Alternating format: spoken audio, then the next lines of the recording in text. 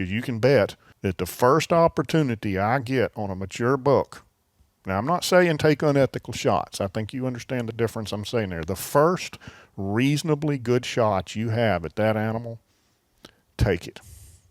The lack of success and not executing opportunities. I've done that on multiple really large deer. All the biggest deer I've ever seen, I've never killed up to this point. So, there's always certain things that's happened that's caused a missed opportunity on my part.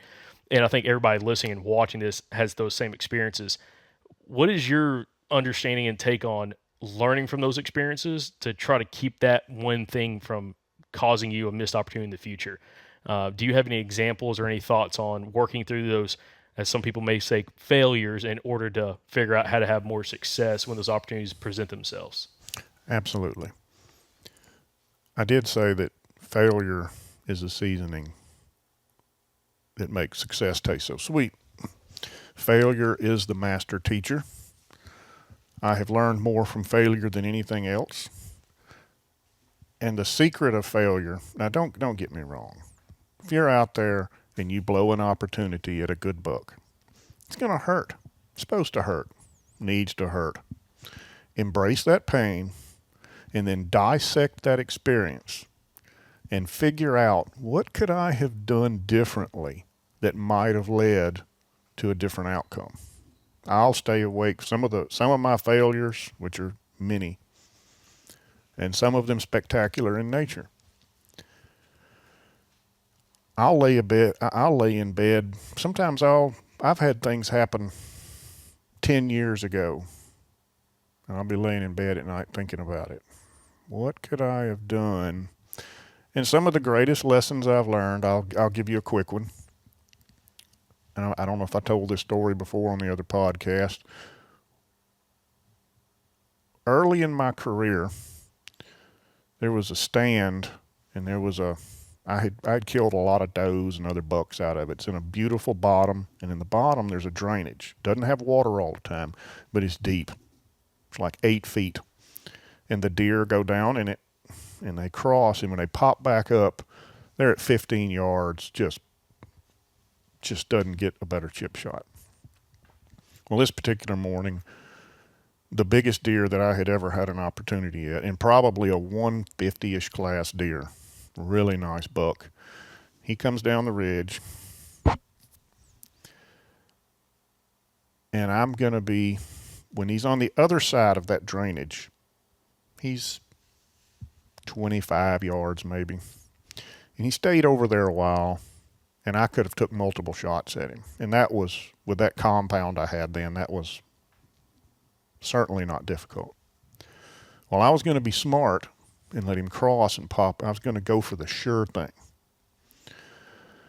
And unlike every other deer, he went down in there, and I never saw him again. He walked the creek, or walked the drainage.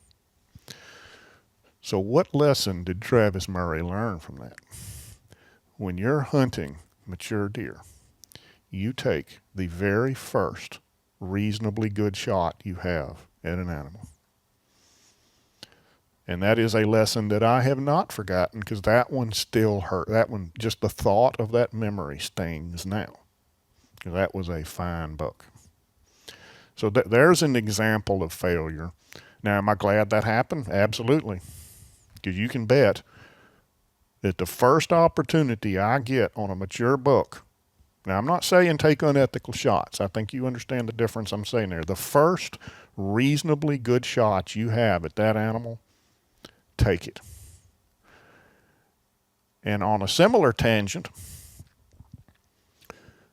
set up your equipment so that you can take as varied amount of a shot as you can. What I mean by that is you may not get but 1 or 2 opportunities.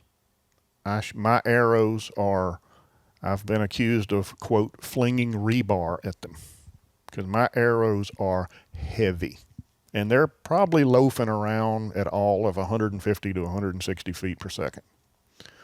But they're going to be a 2-blade, cut-on contact, and if he comes out there and he's reasonable and he gives me, this may be controversial, but it's the truth, it is the way it is.